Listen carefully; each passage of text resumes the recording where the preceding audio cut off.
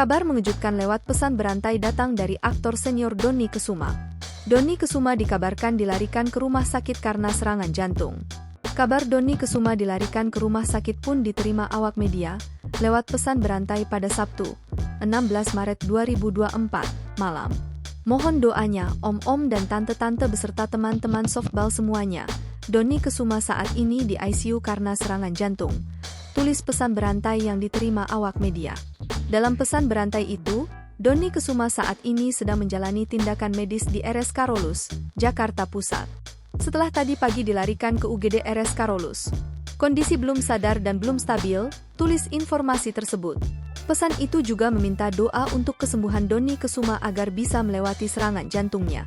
Diharapkan Dony Kesuma kembali sehat dan menjalani kesibukan lagi setiap hari. Mudah-mudahan kakak bisa sadar dan pulih kembali, tulis informasi itu. Dalam unggahan Dony Kesuma di Instagram, ia menyebutkan bahwa dirinya sempat dirawat di RS Karolus beberapa hari lalu. Terlihat Dony Kesuma mengunggah foto bersama para suster RS Karolus. Ia menyampaikan terima kasihnya atas kualitas perawatan selama ia menjalani tindakan medis di sana. Download Tribun X sekarang, menghadirkan lokal menjadi Indonesia.